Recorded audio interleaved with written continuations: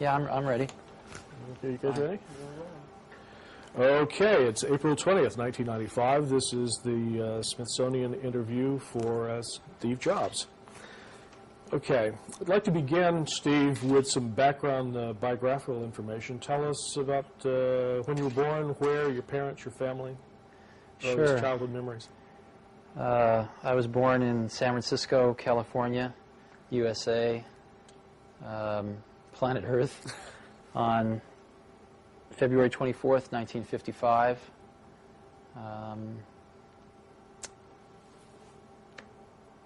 I could go into a lot of details of my youth, but I don't know that anybody would really care about that too much. Well, it might in 300 years, because all this print's going to disintegrate. Tell me a little bit about your parents, your family. What are the earliest things you remember? 55, Eisenhower was still president. Yeah, I don't remember him, but I do remember growing up in the, sort of the very late 50s, early 60s. It was a very interesting time in the United States of America. America was sort of at its pinnacle of post-World War II prosperity, I think, and everything had been fairly straight and narrow, from haircuts to culture in every way, and it was just starting to kind of broaden into the 60s where things were going to start expanding out in new directions. But it hadn't quite gone that way, and everything was still very successful, very young. America was seen very, very young and naive in many ways to me, from my memories of that time. Yeah, so you would have been about 5 or 6 years old when John Kennedy was right, I remember president. John Kennedy being assassinated. I remember the exact moment I heard that he had been shot. Where were you when I was walking across the grass of my schoolyard going home at about 3 in the afternoon, and somebody yelled out that the president had been shot and killed. And I must have been about 7 or 8 years old then, I guess. And I knew exactly what it meant. I also remember very much the Cuban Missile Crisis. I probably didn't sleep for 3 or 4 nights because I was afraid if I went to sleep I wouldn't wake up. And I absolutely, even at, I guess I was about 6, 7 years old. Yeah. Again, I understood exactly what was going on. I think everybody did. And it was really a terror that I will never forget in my life, and probably has never really left. And I think that everyone felt it at that time. Oh, yeah. Those of us who were older, I remember being in high school and making plans of where we'd meet if the country was devastated. It was a strange, strange time. One of the things we're trying to get a handle on is sort of passion and power, and early things that you were passionate about, that you were really interested in, that you think. Well, I was very lucky. I had a father named Paul who was a pretty remarkable man. He'd never graduated from high school. He joined the Coast Guard in World War II and ferried troops around the world for General Patton, I guess.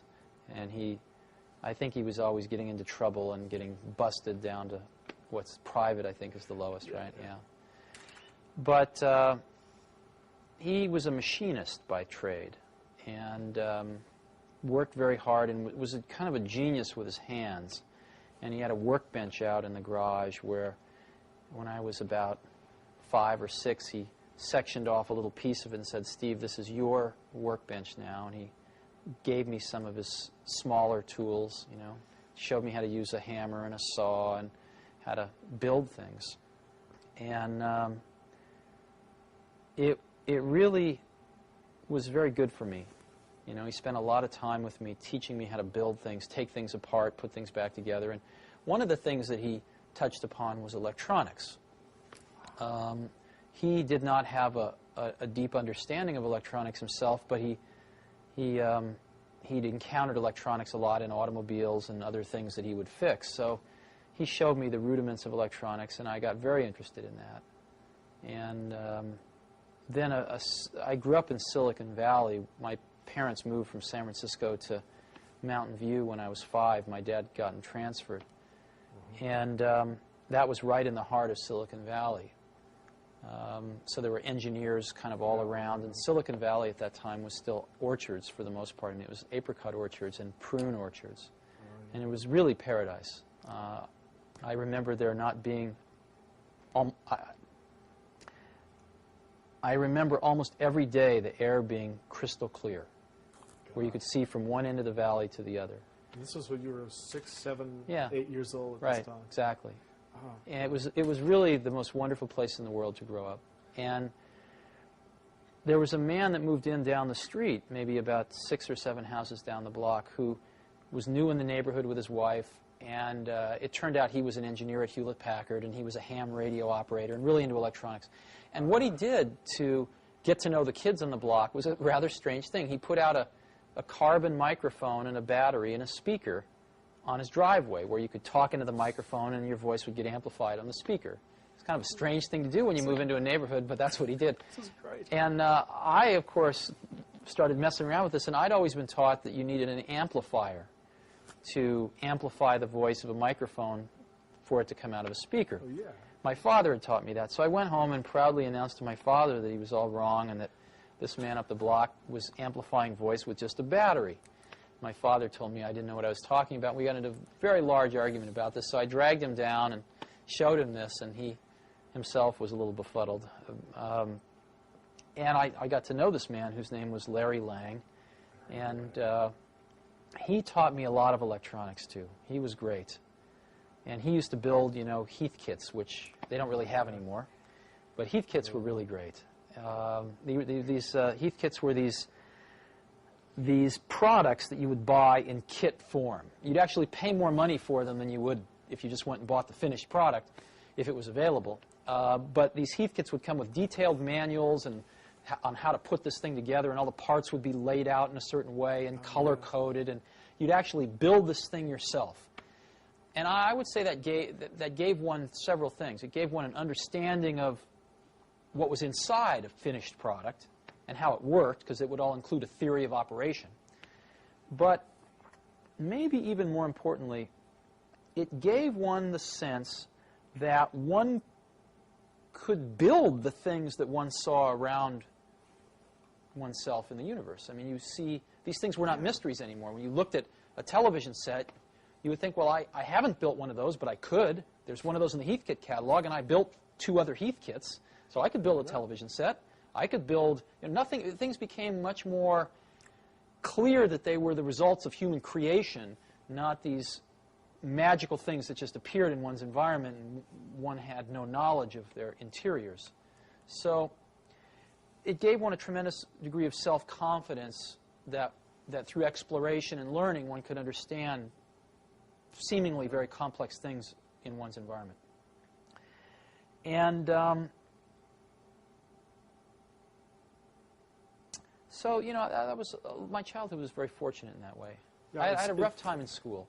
It sounds like you were really lucky to have your dad as both a sort of a mentor and a hero. And I was going to ask you about school. What was the formal side of your education like? Good, bad, school was pretty hard for me at the beginning. My mother had taught me how to read before I got to school, and so when I got there, I really just wanted to do 2 things. I wanted to read books, because I loved reading books, and I wanted to go outside and chase butterflies and do all the things that, you know, 5-year-olds like to do. And I encountered authority of a different kind than I'd ever encountered before, and I did not like it. And they almost got me. They came this close to really beating any curiosity out of me. By the time I was in 3rd grade, I'd had a good buddy of mine, Rick Ferrantino, and the only way we had fun was to create mischief. And we used to do things like, I remember one time we traded everybody, there was a big bike rack where everybody put their bikes, maybe 100 bikes in this bike rack, and we traded everybody our lock combinations for theirs on an individual basis, and then went out one day and put everybody's lock in everybody else's bike, and it took them until about 10 o'clock that night to get all the bikes unsorted and stuff like that. We'd set off explosives in teachers' desks and stuff, and it was pretty serious. We got kicked out of school a lot. In 4th grade, I encountered one of the other saints in my life, which was they discovered they were going to put me and this guy, Rick Ferrantino, into the same 4th grade class, and the principal said at the last minute, no, bad idea, separate them. So this teacher, Mrs. Hill, said, I'll take one of them, and she taught the advanced 4th grade class, and thank God I was the random one that got put in her class. And she watched me for about 2 weeks, and she then approached me. She said, Stephen, I'll tell you what, I'll make you a deal. I have this math workbook, and if you take it home and finish it on your own without any help, and you bring it back to me, if you get it 80% right, I will give you $5 and one of these really big suckers. She bought it. She held it out in front of me, one of these giant things. And I looked at her like, are you crazy, lady? You know, nobody's ever done this before. And, of course, I did it. And she basically bribed me back into learning with candy and money. And what was really remarkable was that, you know, before very long, I had such a respect for her that I sort of reignited my desire to learn. And she was remarkable. She got me kits for making cameras. You know, I ground my own lens and made a camera, and it was really quite wonderful. And I think I probably learned more academically that 1 year than I've ever learned in my life. And it created problems, though, because when I got out of 4th grade, they tested me and they decided to put me in high school. And my parents said no, thank God. They said you can skip 1 grade, but that's all. But not to high school. But not to high school. No way, no how. Oh, that's good. And I found skipping 1 grade, you know, to be very troublesome in many ways. That was plenty enough. And but it did create some problems. I'm going to get myself a little out of order here, but this seems like such a good place to talk about it. Is your experience in that 4th grade class, and do you think that had a major impact on your own interest in education? I mean, if there's anyone in the computer industry that's associated with computers and education, it's got to be you and Apple. I'm sure it did, but you know,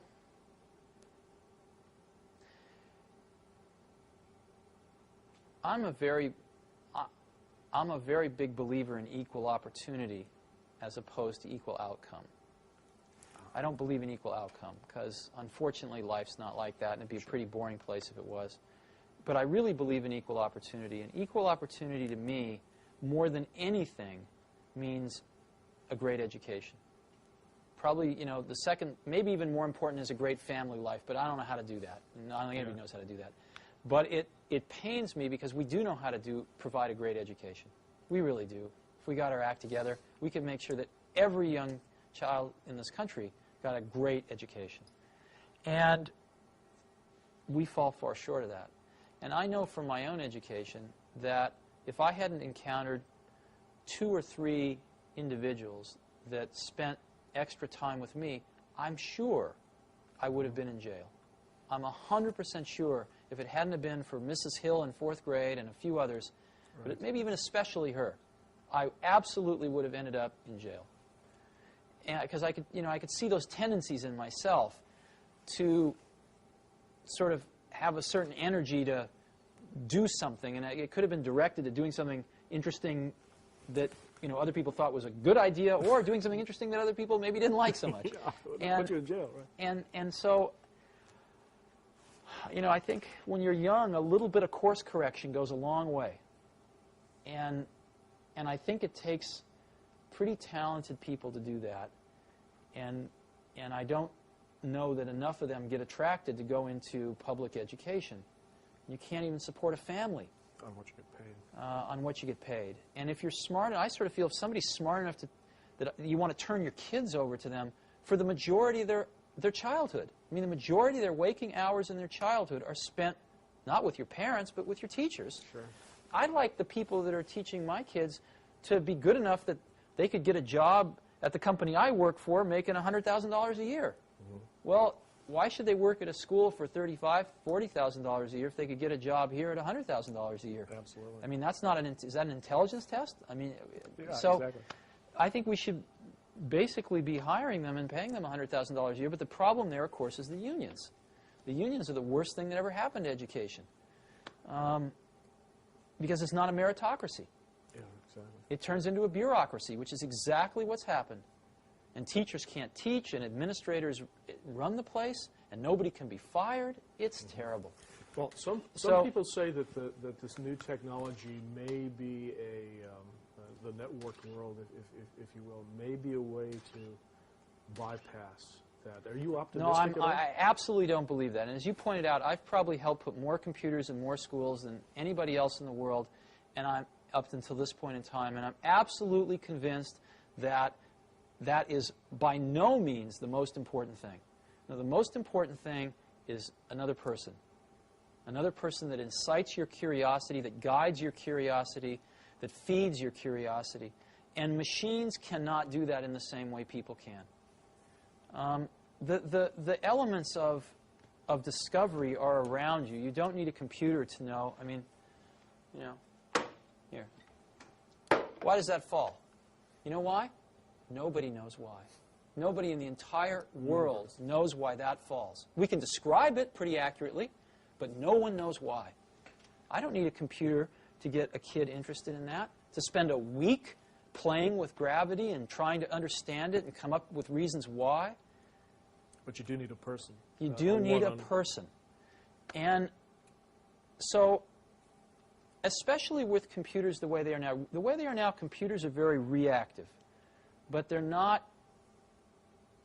not proactive. They are not agents, if you will. They are very reactive. So what children need is something much more proactive. And they need a guide. They don't need an assistant.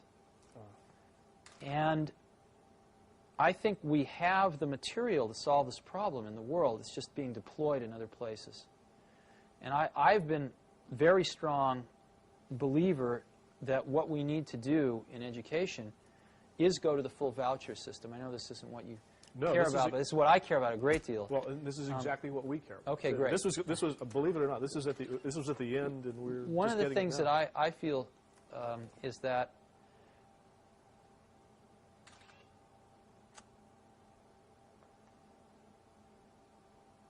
right now, you know, if you ask who are the customers of education, the customers of education are the society at large, employers that hire people, right, things like that.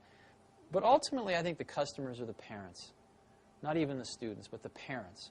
And the problem that we have in this country is that the customers went away. The customers stopped paying attention to their schools for the most part. And gave their kids to the... Well, what happened was that mothers started working. And they didn't have time to spend at PTA meetings and watching their kids' school. Schools became much more institutionalized. And parents spent less and less and less time involved in their kids' education. And what happens when a customer goes away and a monopoly gets control, which is what's happened in our country, is that the service level almost always goes down. I remember seeing a bumper sticker when the telephone company was all one, AT&T, the Bell system. I remember seeing a bumper sticker with the Bell logo on it, and it said, "We don't care. We don't have to." You know? And that's what a monopoly is. Sure. That's what IBM was in their day, and that's certainly what the public school system is. They don't have to care. Now, it turns out, let's go through some economics. The most expensive thing most people buy in their lives is a house. Second most expensive thing is a car, usually. And a car costs, average car is approximately about $20,000 now, $16,000, $20,000. And an average car lasts about, what, 8 years? Right? You buy another one. Yeah. So approximately, $2,000 a year, right, for an 8-year commitment. Well, your child goes to school, right, approximately 8 years in K through 8, right? Right. You don't like to switch schools. It's about an 8-year commitment. What does the state of California spend per pupil per year? I have no idea. In a public school? I have no idea. What they spend per year per pupil is about $4,400. Wow. Okay? Over twice as much as a car. Now, it turns out that when you go to buy a car, you have a lot of information available to you to make a choice, and you have a lot of choices. Oh, yeah. I mean, General Motors and Ford and Toyota and Chrysler and Nissan, they are advertising at me like crazy. I can't get through a day without seeing 5 car ads. And they seem to be able to make these cars efficiently enough that they can afford to take some of my money and advertise to other people with it. Sure. So that everybody knows all about these cars. And they keep getting better and better and better each year because there's a lot of competition. And there's a warranty. And there's a warranty, that's right. But in schools, since people don't feel like they're spending their own money, they feel like it's free, right? No one does any comparison shopping. Matter of fact, if you want to put your kid in a private school, you can't take the $4,400 a year out of the public school and use it. You have to come up with, you know, $5,000 or $6,000 of your own, or even $4,400 of your own money. Sure. Or more. I believe very strongly that if the country gave each parent a voucher, a check for $4,400 that they could only spend at any accredited school, that several things would happen. Number one, schools would start marketing themselves like crazy to parents to get students. Secondly, I think you see a lot of new schools starting. I've suggested as an example, if you go to Stanford Business School, they have a public policy track. They could start a school administrator track. So you could get a bunch of people coming out of college, tying up with somebody who just got out of business school. They could be starting their own schools. Sure. You could have 25-year-old kids out of college, very idealistic, full of energy. Instead of starting a Silicon Valley company, they'd start a school. And I believe they would do far better than many of our public school teachers do. The third thing you'd see is I believe that you would see the quality of schools, again, just like in a competitive market, start to rise. Some schools would go broke. A lot of the public schools would go broke. There's no question about it. It would be rather painful for the first several years. And deservedly so. But I think far less painful than the kids going through the system as it is right now. And some people, the biggest complaint is, of course, that schools would pick off all the good kids and all the bad kids would be left to wallow together in either a private school or the remnants of the public school. To me, that's like saying, well, all the car manufacturers are going to make BMWs and Mercedeses and nobody's going to make a $10,000 car. Well, I think the most hotly competitive market right now is the $10,000 car area. You've got all the Japanese playing in it. You've got General Motors that spent $5 billion subsidizing Saturn so far so that they can compete in that market. You've got Ford, which has just introduced 2 new cars in that market. You've got Chrysler with the Neon. So you're spending $32,000 and you're getting a $500 used car in some cases. The market competition model seems to indicate that where there is a need, there is a lot of providers willing to tailor their products to fit that need, and a lot of competition which keeps forcing them to get better and better. So I think the problems we've got, I used to think when I was in my 20s that technology was the solution to most of the world's problems. And unfortunately, it ain't so. It's sort of, I'll give you an analogy. A lot of times we think, why is television programming so bad?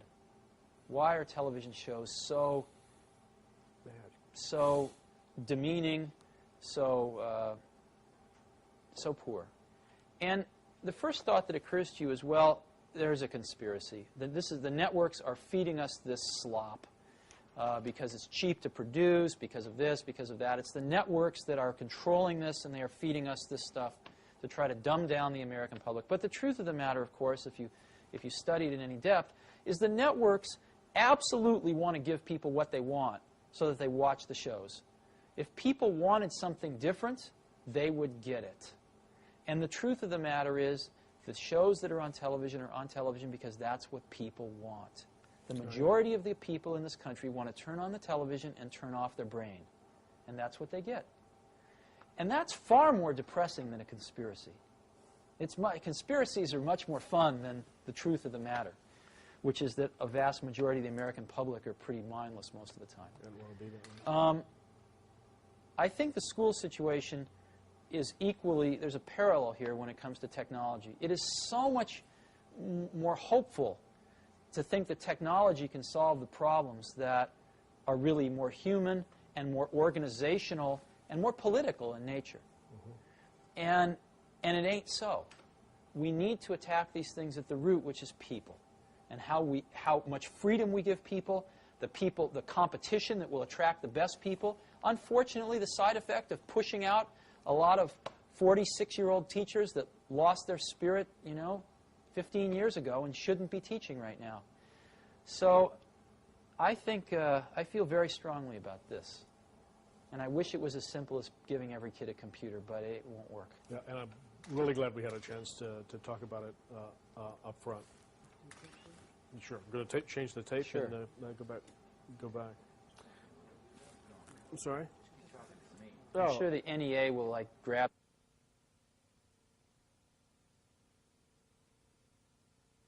I wanted to make sure that we got covered. And one of the things was about the books about your life and career. So much has been written about you. Rather than go over a lot of those stories, I was going to ask if there are any of those books, or which one do you think is the best and the fairest, and if there are aspects that of your career that you think have been left out that you'd like to have addressed. I have to tell you truly, I'm pretty ignorant about that because I haven't read any of them. Oh, I skimmed one time, and the first page, I skimmed one, maybe read about 10% of it, and I read the first page of another, and it got my birthday wrong by a year. And I thought, well, if they can't even get this right, then this is probably not worth reading. The one that I skimmed, I don't remember which one it was, but I've always considered part of my job was to keep the quality level of people in the organizations I work with very high. I mean, that's what I consider one of the few things I actually, can contribute individually myself versus the team that I work with is to really try to instill in the organization the goal of having only A players. Because in the field that I'm in, like in a lot of fields, the difference between maybe the worst taxi cab driver and the best taxi cab driver to get you across town Manhattan might be 2 to 1. Best one will get you there in 15 minutes. The worst one will get you there in half an hour. Or the best cook and the worst cook. Maybe it's 3 to 1. Sure. Pick something like that. Most things in life, the best post person, the worst post person.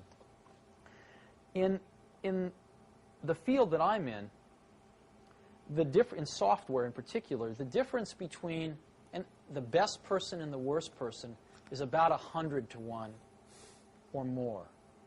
The difference between a good software person and a great software person is probably 50 to 1, 25 to 50 to 1. Huge dynamic range. And therefore, I have found, and not just in software, but in almost everything I've done, it really pays to go after the best people in the world. It's painful. It's very painful when you have some people that are not the best people in the world, and you have to get rid of them. To tell them. But I found that my job has sometimes been exactly that, to get rid of some of the people that didn't measure up. And I've always tried to do it in a humane way, but nonetheless, it has to be done, and it's not ever fun. Is that the hardest and most painful part of managing a company from your point of view? Oh, sure, of course. And so, but I've been, at times I've been pretty hard about it. And a lot of times people haven't wanted to leave, and I haven't given them any choices. So if somebody wanted to write a book about me, most of my friends would never talk to them, but they could go find, the handful of a few dozen people that I'd fired in my life that hated my guts. And that was certainly the case in this one book I skimmed. I mean, it was just, let's throw the darts at Steve. Oh, yeah. And, such is life. I mean, that's the sort of the world I've chosen to live in. And if I didn't like that part of it enough, I'd escape, and I haven't. So I'm willing to put up with that. But I certainly didn't find it very accurate. Okay, then this gives us a golden opportunity then to let you tell your own story for a while. And I've got a couple of questions I wanted to ask you about specifically about your experience at Apple. I mean, looking back at the years you were there, what, in your own view, were the accomplishments that you were most proud of? Are there a couple of Apple stories that you really like to tell? Oh, Apple was this incredible journey. I mean, we did some amazing things there. The thing that bound us together at Apple was not, it was the ability to make things that were going to change the world. That was very important to all of us. And we were all pretty young. The average age of the company was, you know, mid to late 20s. And we were, you know, hardly anybody had families, certainly at the beginning, and we all worked like maniacs. And the greatest joy was that we felt we were fashioning sort of collective works of art, much like, you know, 20th century physics or anything that, you know, something important that would last that a lot of people contributed to.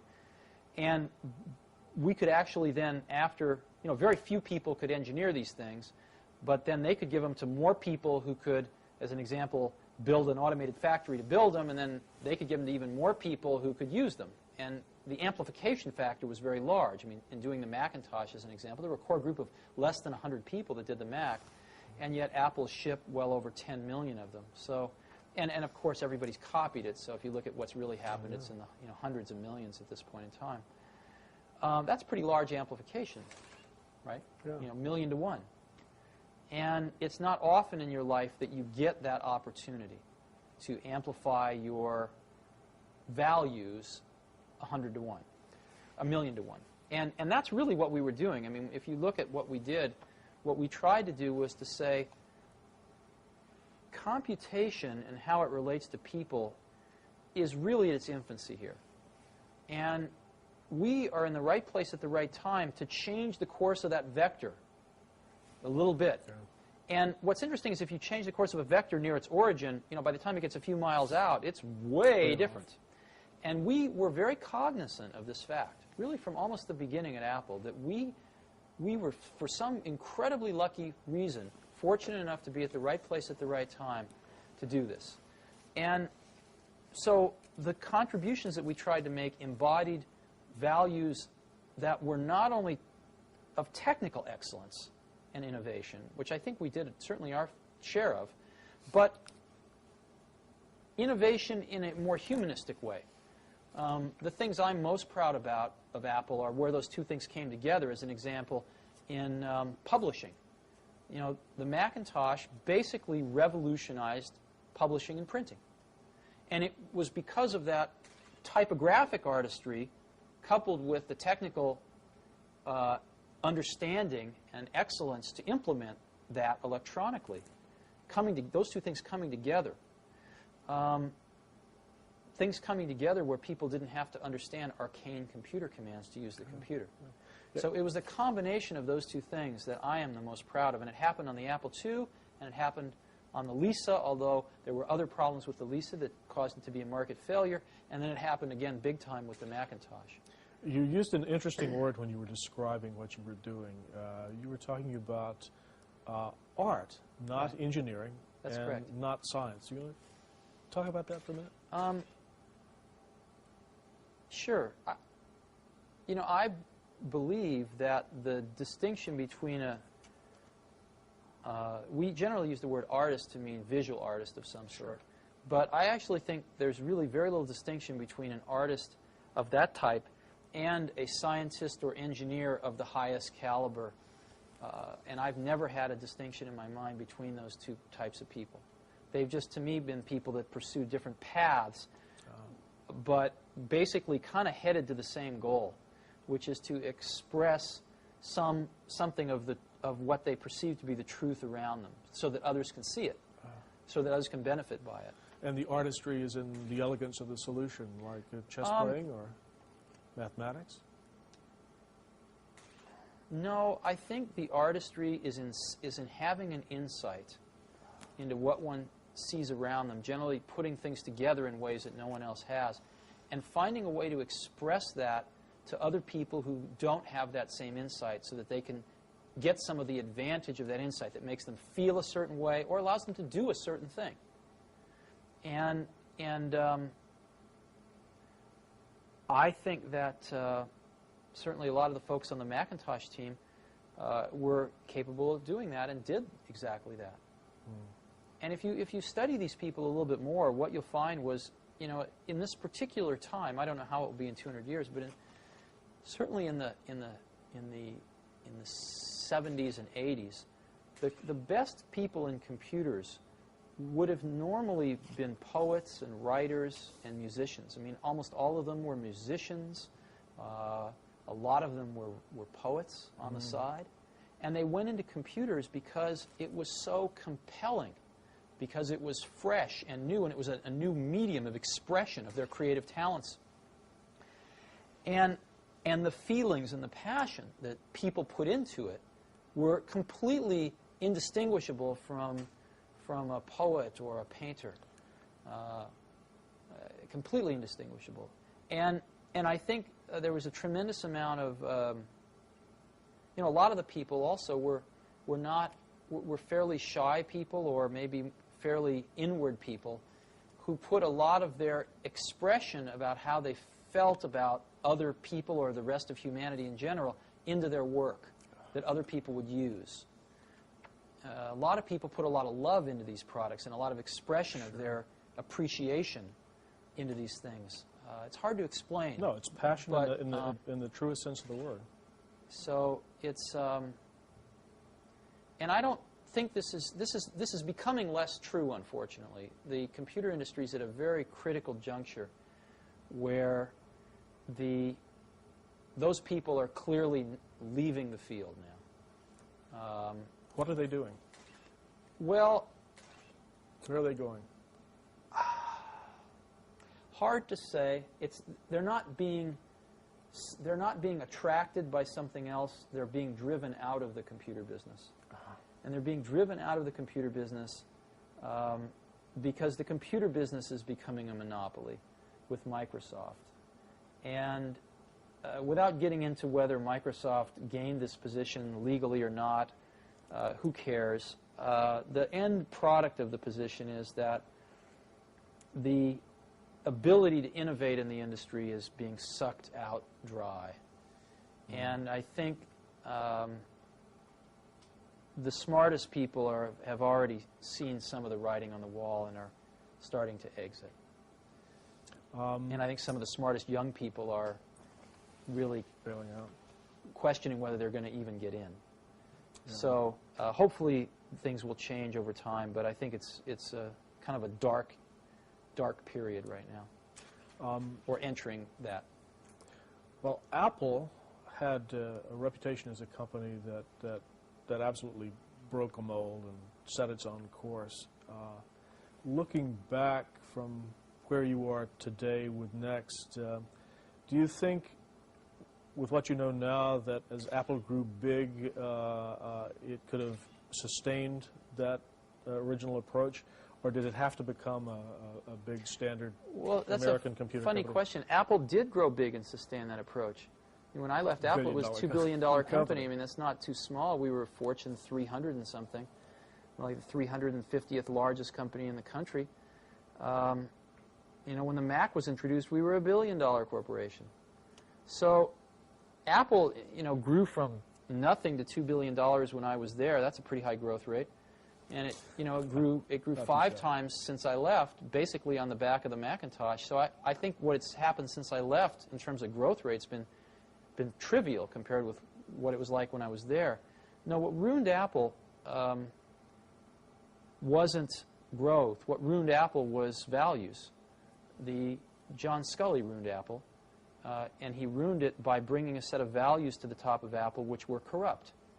And that corrupted some of the top people that were there, drove out some of the ones that were not corruptible, and brought in more corrupt ones. And paid themselves, literally, collectively, tens of millions of dollars.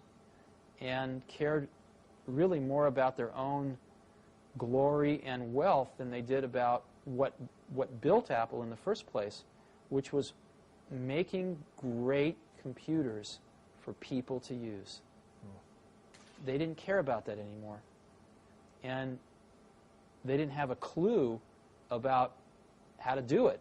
And they didn't take any time to find out, because that's not what they cared about. They cared about making a lot of money. And so they had this wonderful thing that a lot of very brilliant people made called the Macintosh, and they got very greedy. And instead of following the original trajectory of the original vision, which was to make this thing an appliance and get this out there to as many people as possible, they went for profits, and they made outlandish profits for about 4 years.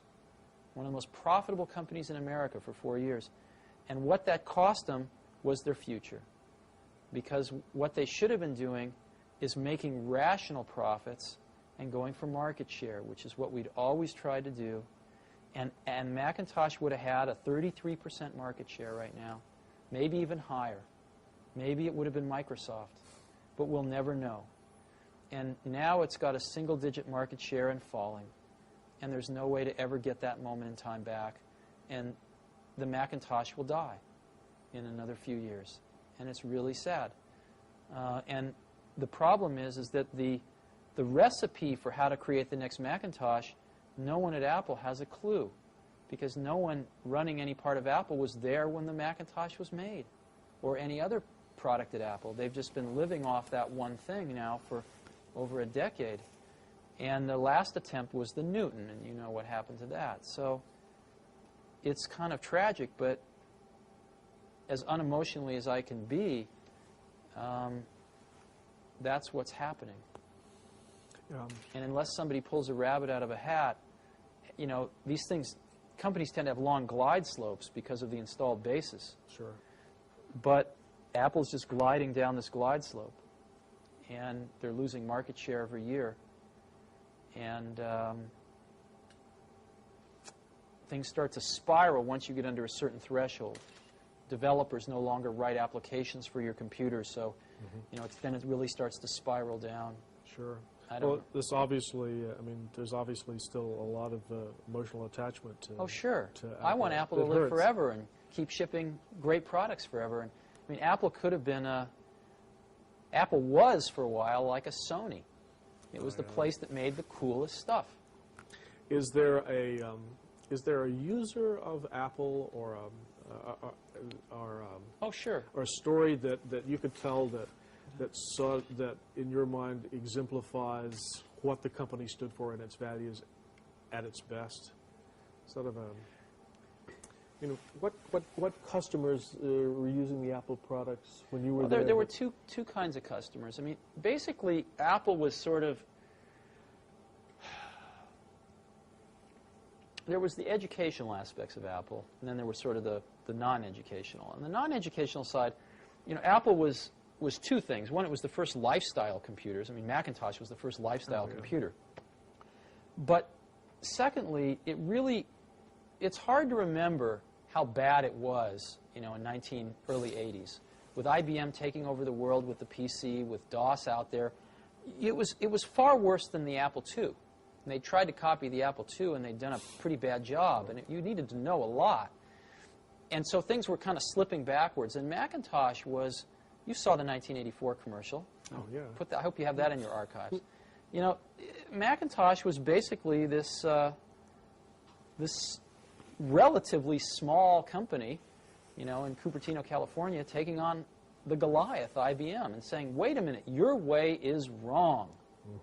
This is not the way we want computers to go. This is not the legacy we want to leave. This is not what we want our kids to be learning. This is wrong, and we are going to show you the right way to do it. And here it is. It's called Macintosh, and this is so much better that it's going to beat you. And we are going to do it. Oh, yeah. And that's what Apple stood for, was that. And that was one of the things. The other thing was, you can go a little further back in time, and you know, Apple IIs, one of the things that built Apple was schools buying Apple IIs. But even so, there was, I think, only about 10% of the schools that had a computer, even one computer in them, in 1979, I think it was. And when I grew up, I was, again, lucky because I was in Silicon Valley. When I was 12, I think I saw my first computer. 10 or 11, maybe 11 or 12. It was down at NASA Ames. And I didn't see the computer. I saw a terminal, and there was theoretically a computer on the other end of the wire. And I fell in love with it. And I saw my first desktop computer at Hewlett-Packard, which was one of their, it was called the 9100A. It was the first desktop computer in the world. Ran BASIC and APL, I think. And I fell in love with them. And I thought, as we looking at these statistics in 1979, I thought, you know, if there was just one computer in every school, some of the kids would find it, you know. Yeah. If it was just there, someone will find it, and it will change their life. And we saw the rate at which this was happening and the rate at which the school bureaucracies were deciding to buy a computer per school. And it was so slow that we realized that a whole generation of kids was going to go through the school system before they even got their first computer. So we thought, the kids can't wait for this, basically. And we wanted to donate a computer to every school in America. It turns out there's about 100,000 schools in America, about 10,000 high schools, about 90,000 K through 8. And we couldn't afford that as a company.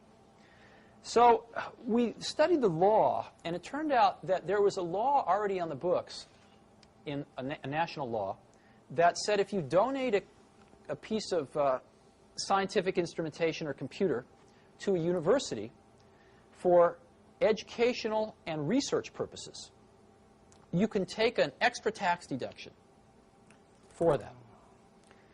That basically means you don't make any money, you lose some, but you don't lose too much.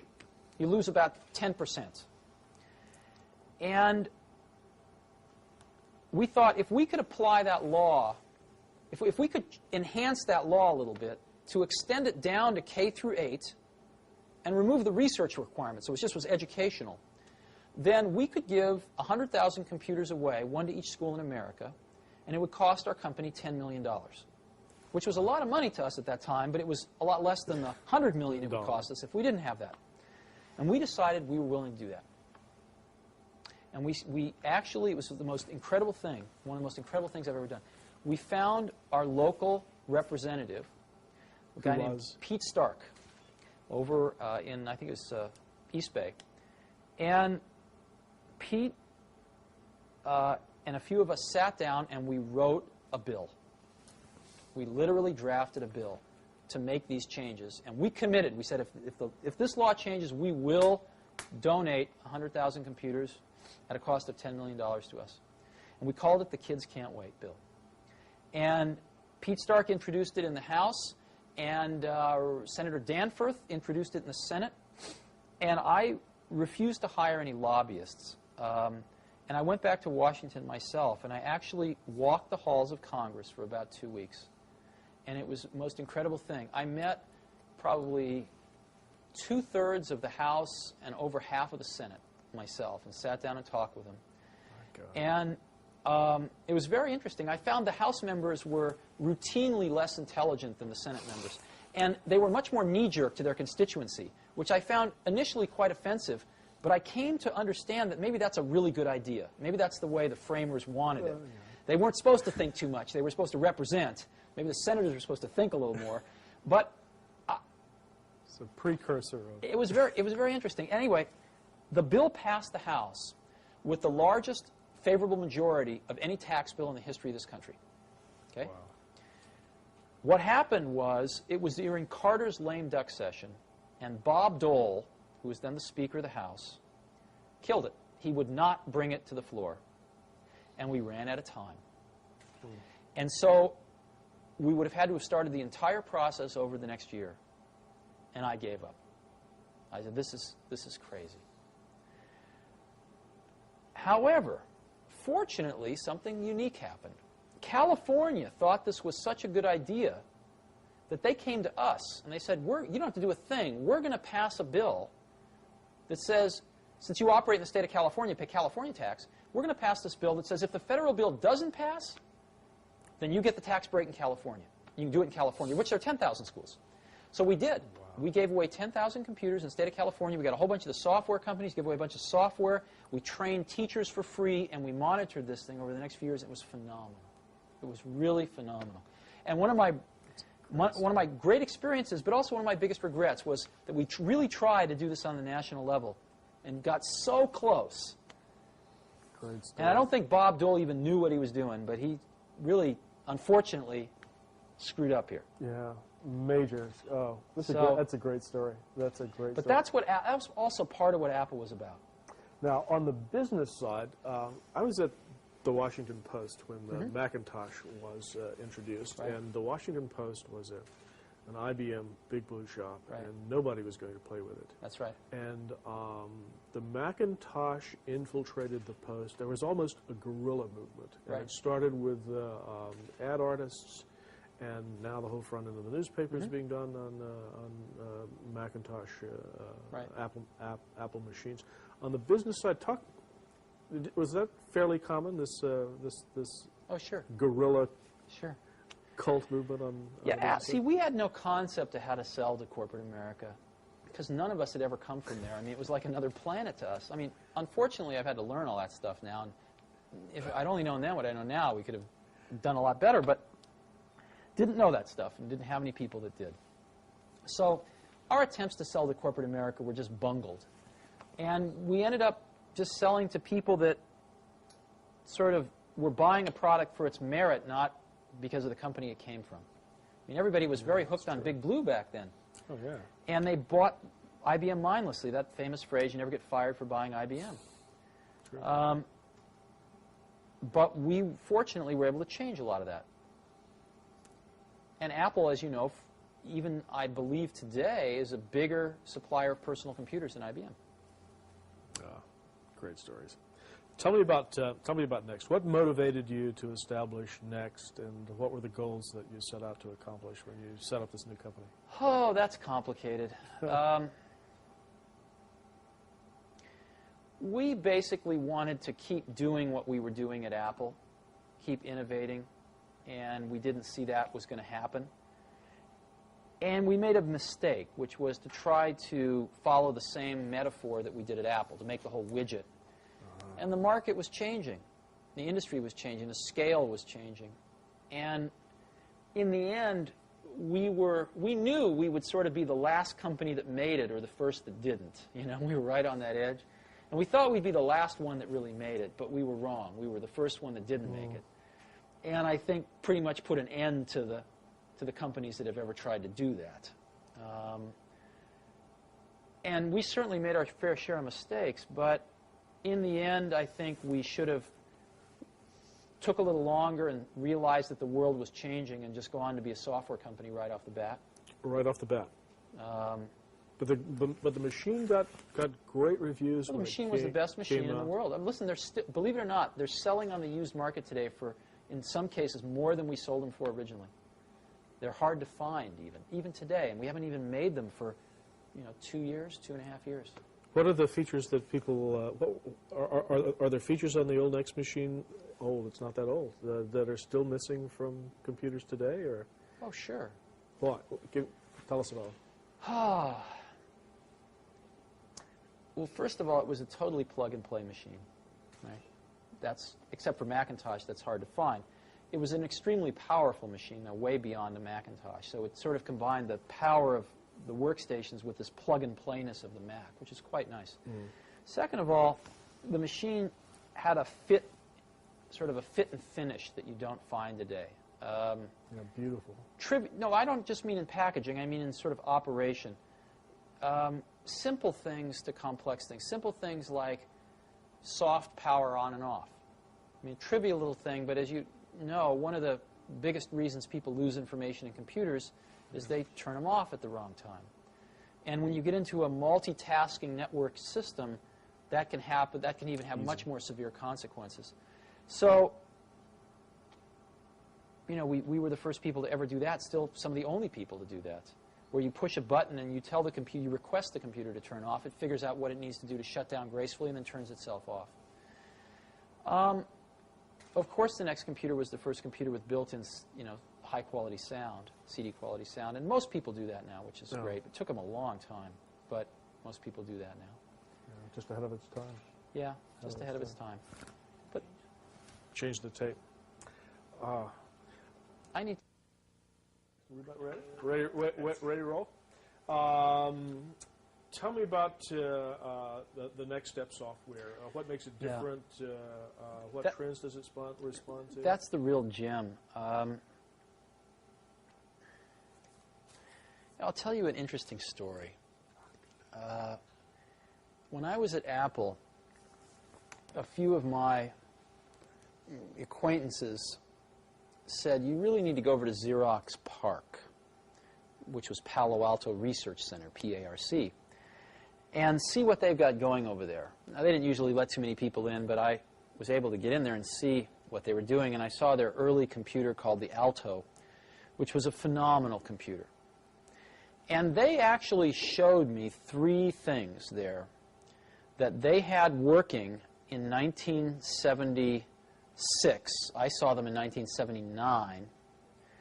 That took really until a few years ago for us to fully recreate, for the industry to fully recreate, in this case with NextStep.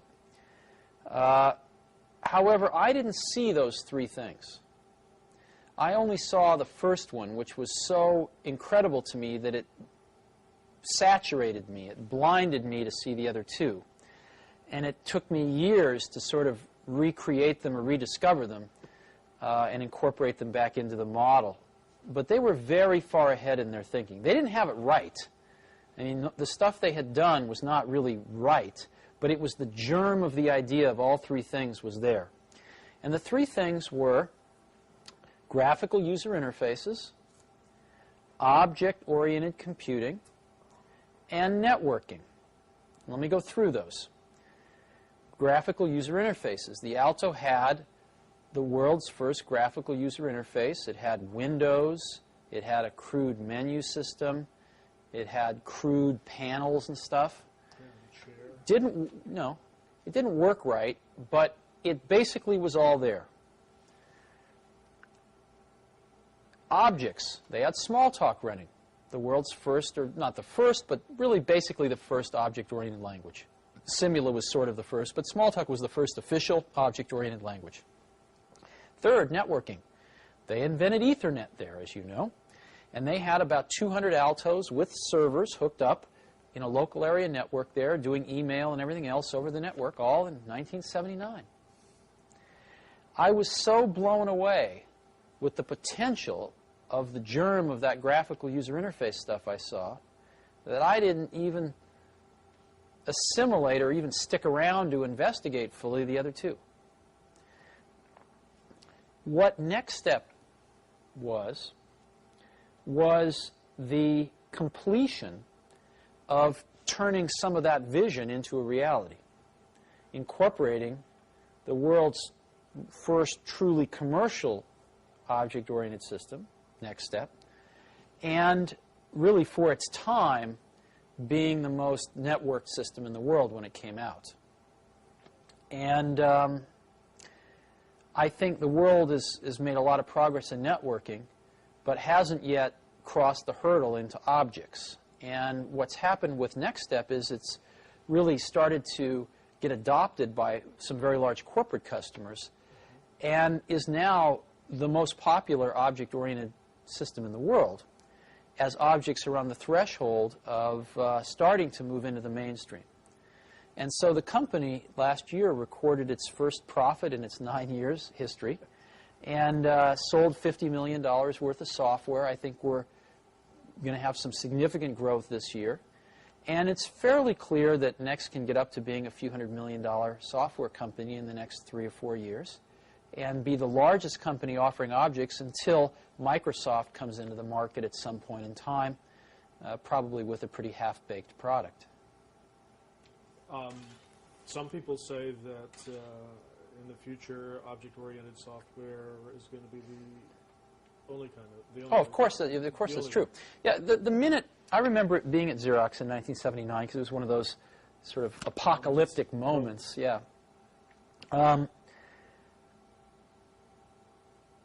I remember within 10 minutes of seeing the graphical user interface stuff, just knowing that every computer will work this way someday. I mean, it's so obvious once you saw it. It didn't require tremendous intellect. If you just looked at it, of course, every computer is going to work this way. This is so clear. The minute you understand objects, it's exactly the same feeling. All software will be written using object-oriented technology someday. You can argue about how long it's going to take, i.e. when, You can argue about who the winners and losers are going to be. But I don't think a rational person can argue about its inevitability. Give me your thoughts on the current status and the future of the Internet and the commercial online services and how they're affecting computer development. The Internet and the World Wide Web, because they've become one thing now, are clearly the most exciting thing going on in computing today. And they're exciting for 3 or 4 reasons. Number one, ultimately computers are turning into communications devices. I mean, ultimately we're spending more and more of the cycles of the computer to not only make it easy to use, but to make it easy to communicate. And the web is the missing piece of the puzzle, which really is going to power that vision much further forward. So it's very exciting in that way. Secondly, it's very exciting because it is going to destroy vast layers of our economy. And it is going to make available a presence in the marketplace for very small companies that is equal to very large companies. Let me give you an example. A small 3-person company in Phoenix, Arizona can have a web server that looks identical, if not better, than IBM's or than the Gap's or than anybody else, any large company. And they can gain access to this electronic distribution channel for free. They don't have to build buildings. They don't have to go sign up 1,000 distributors and have people to call on them, et cetera, et cetera. In essence, direct distribution from the manufacturer to the customer via the Internet, via the web, the direct contact, direct transactions, and then distribution via UPS or Federal Express, that's going to be cheaper than going through all these middlemen or building hundreds of stores around the country. It is going to radically change the way goods and services are discovered, sold, and delivered, not only in this country, but eventually in the world. And as you know, electrons travel at the speed of light, and so it tends to bring the world much closer together in terms of providers and customers. That's very exciting. The leveling of big and small, the leveling of close, near, and distant. The third reason it's very exciting is because Microsoft doesn't own it, and I don't think they can. I think it's the one thing in the industry that Microsoft probably could never own. And I think one of the things that's essential is that the government continue to fund the Internet as a public trust, as a public facility, and remove any of these ridiculous notions of privatizing it that have been brought up. I don't think they're going to fly, thankfully. The Internet costs the U.S. government about $50 to $75 million a year. This is peanuts for what it's doing right now. And even if that cost someday escalated to, $500 million a year, which of course you could build the whole Internet each year for that from scratch if you had to. You could replace all the equipment, etc. That would be an extraordinarily small price to pay for keeping it from getting into the hands of any one company, and thereby starting to destroy or control the innovation that could take place around the Internet. It's the one last bright spot of hope in the computer industry for some serious innovation to happen at a rapid pace. And what's also great about it is, again, the U.S. is in the forefront here. Sure. That's what's great about the whole personal computer and software industry, but this is another example of where the U.S. is in the forefront. I think it should be kept open. It should be kept free. Yeah. How do you feel about? I mean, the World Wide Web is becoming a global phenomenon. Yes. Well, are you optimistic about it staying free? Yes, I am optimistic about it staying free. But before you say it's global too fast, it's estimated that over 1/3 of the total Internet traffic in the world originates or destines in California. So I actually think this is pretty typical, where California, again, is certainly in the leading edge of this not only technical but cultural shift. So I do expect the web to be a worldwide phenomenon distributed fairly broadly. Right now I think it's a U.S. phenomenon that's moving to be global and, again, very concentrated in certain pockets, California being one. Oh, yeah. Well, 85% of the world doesn't have access to a telephone yet. So, right. But potential there, and you're pretty optimistic. Tell me about Pixar. Pixar is very interesting. I got hooked up with some folks. Again, a friend of mine told me I should go visit these crazy guys up in San Rafael, California, who were working at Lucasfilm. Now, George Lucas, whom you know, produced the Star Wars film trilogy, was a smart guy. And at one point, when he had a lot of money coming in from these films, realized that he ought to start a technology group. He had a few problems he wanted to solve. Let me give you an example of one. When you make a copy of an analog audio recording, like a tape cassette to another tape cassette, you pick up noise artifacts. In this case, hiss on the tape. If you make a second-generation copy, it gets worse exponentially. The same is true of optical analog copies. If you take a piece of film, make an optical copy, you pick up noise artifacts, in this case optical noise, which comes across as blurriness in some cases, comes across as other noise artifacts in other cases. Now, George, to make Star Wars, actually had to composite together up to 13 pieces of film for each frame. The matte paintings for the backgrounds might be a few pieces of film. The models might be a few pieces of film. The live action might be a few pieces of film. Some special effects might be a few pieces of film. And every time he'd make a copy to composite two together, then add a third, then add a fourth, he was adding noise artifacts in each generation. And if you go buy a Laserdisc of any of the Star Wars movies and you stop it on some of the frames, they are really grungy, incredibly noisy, very bad quality. George, being the perfectionist he was, who figured out how to do this at all, said, I'd like to do it perfectly. I'd like to do it digitally, and nobody had ever done that before. So he hired some very smart people, and they figured out how to do it for him, digitally with no noise artifacts.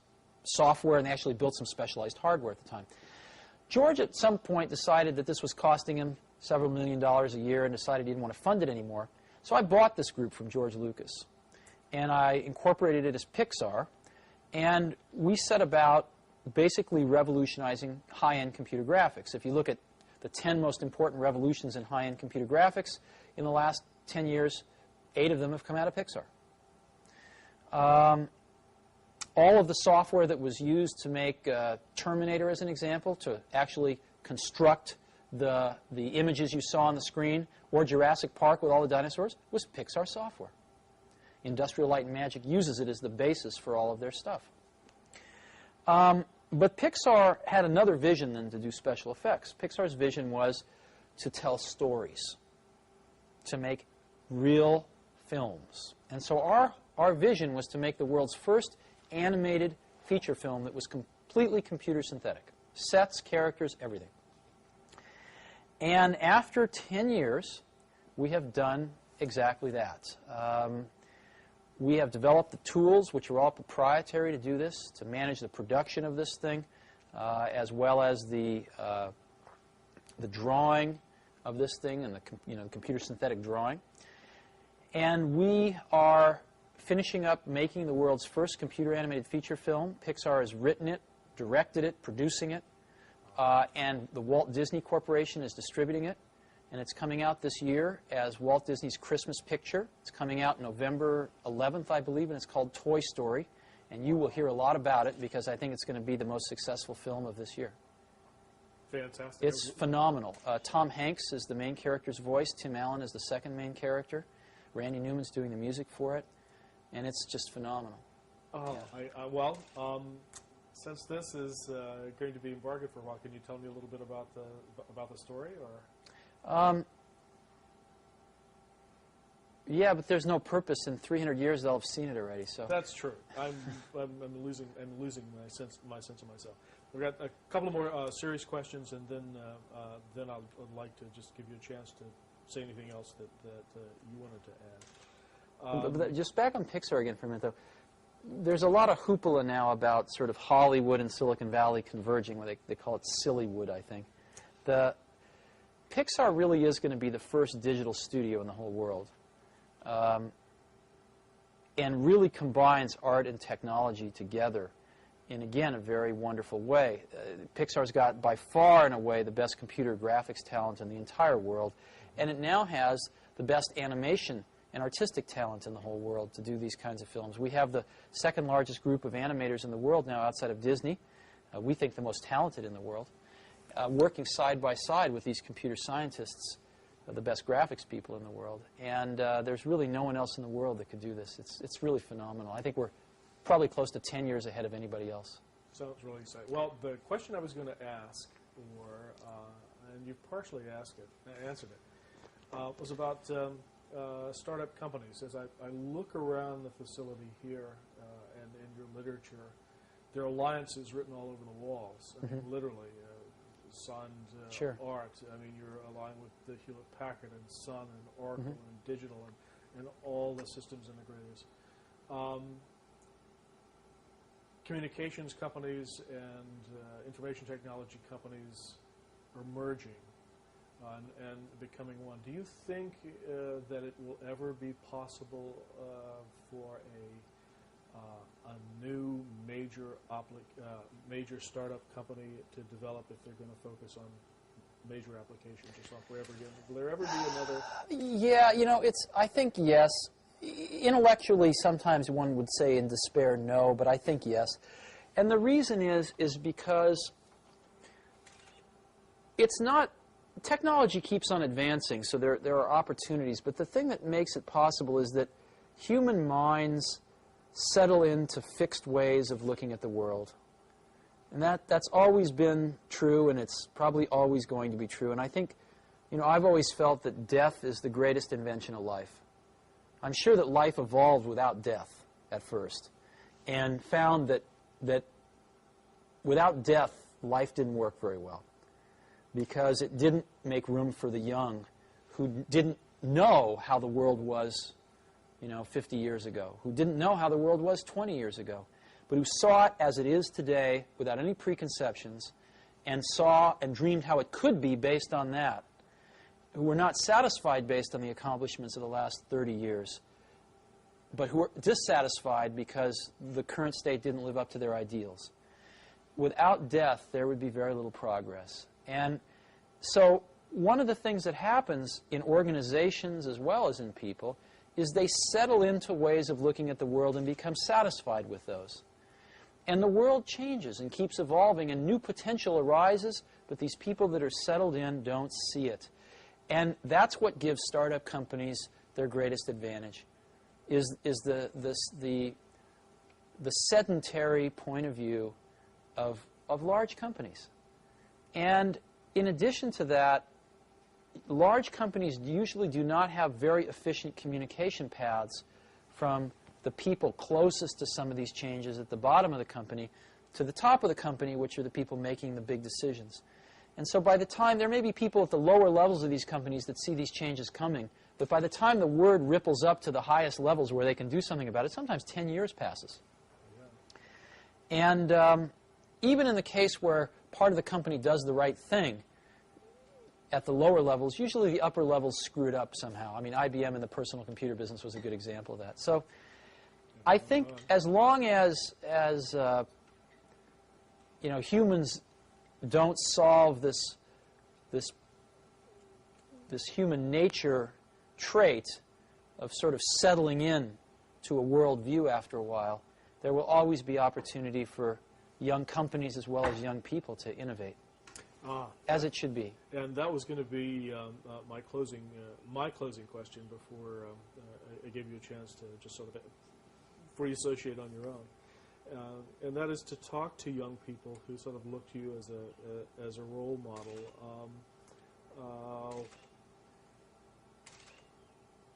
Opportunities for innovation you think are still possible.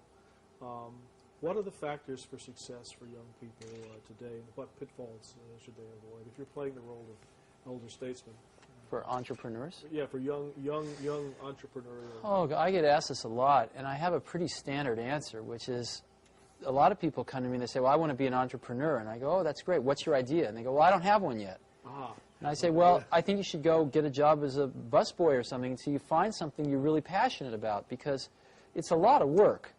And I'm convinced that about half of what separates the successful entrepreneurs from the non-successful ones is pure perseverance. It is so hard. You pour so much of your life into this thing, and there are such rough moments in time that most people give up.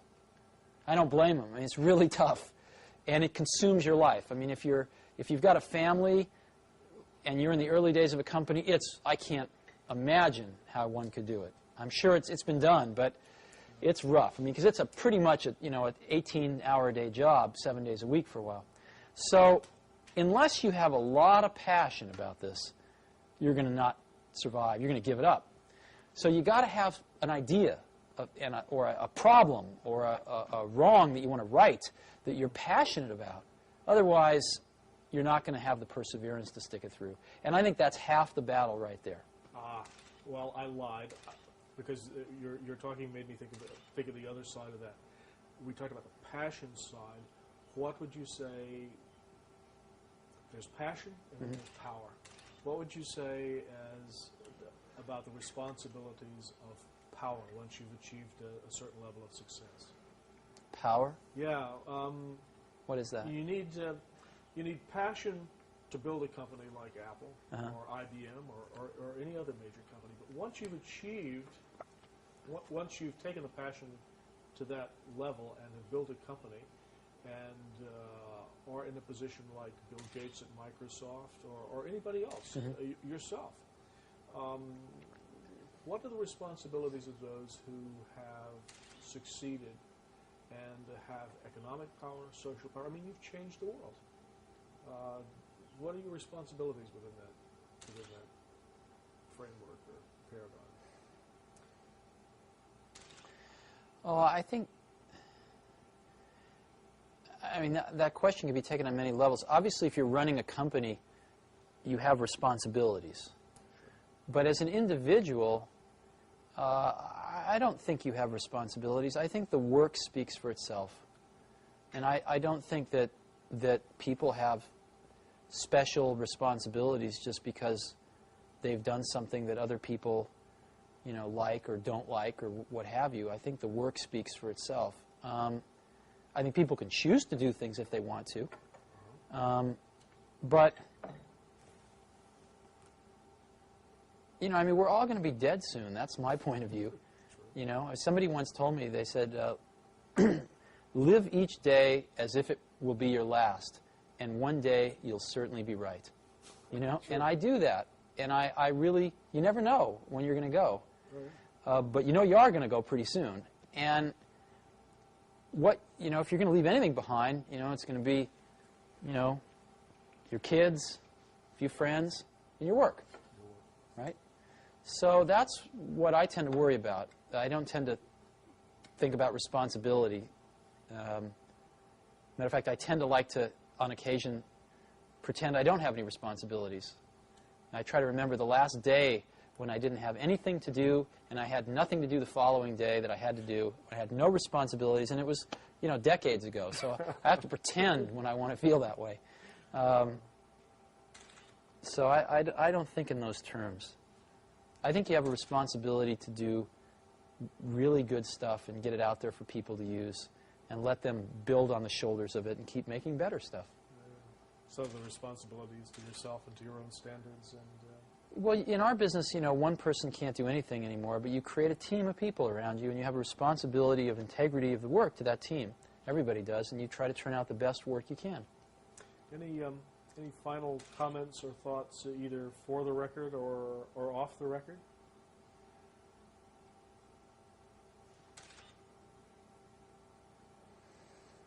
No, not really. Time frame's an interesting thing when you think about people, looking back. I do think when people look back on this in 100 years, they're going to see this as a remarkable time in history. It's incredibly, and especially this area, believe it or not. I mean, I think when you look at the innovation that's come out of this area, just this Bay Area, Silicon Valley and the whole San Francisco, Berkeley Bay Area, you know, you've got the invention of the integrated circuit, the invention of the microprocessor, the invention of semiconductor memory, right? Certainly the invention of the modern hard disk drive, the invention of the floppy disk drive, the invention of the modern floppy disk drive. Those were invented at IBM, the hard disk and the floppy disk, but the commercialization of those things. The invention of the personal computer, the invention of genetic engineering, the invention of object-oriented technology, the invention of graphical user interfaces at PARC, followed by Apple, the invention of networking. All that happened in this Bay Area. Isn't that incredible? Yeah. Why do you think it happened? Why here? Why here? This place, this 2 or 3 reasons. This place is a remarkable place, actually. I mean, you have to go back a little bit in history. I mean, this is where the beatnik era happened, you know, San Francisco. It was a pretty interesting thing. This is where the hippie movement happened. This is the only place in America where rock and roll really happened, right? It's all the bands. I mean, most of the bands in this country, outside of Bob Dylan in the 60s, I mean, they all came out of here. Everything from Joan Baez to, you know, Jefferson Airplane to the Grateful Dead. I mean, everything came out of here. Janis Joplin, Jimi Hendrix. Everybody. Why is that? That's a little strange when you think about it. And then you've also had Stanford and Berkeley, 2 awesome universities, drawing smart people from all over the world and depositing them in this clean, sunny, nice place where there's a whole bunch of other smart people and pretty good food, right? And, you know, at times a lot of drugs and a lot of fun things to do. So they stayed. And so there's a lot of human capital pouring in here, right? A lot of human capital. Really smart people. The average, you know, people seem pretty bright here relative to the rest of the country. And people seem pretty open-minded here relative to the rest of the country. And I think it's just a very unique place. And I think it's got the track record to prove it. So that tends to attract more people, too. And I give a lot of credit to the universities. Probably the most credit of anything to Stanford and Berkeley, UC Cal. Yeah. That's great. Thanks. Well, I cannot tell you how much we appreciate this. Sure, I hope it's helpful. Oh, and it will be. We'll give you a copy of this. And one. Well, I just did David Packard yesterday, and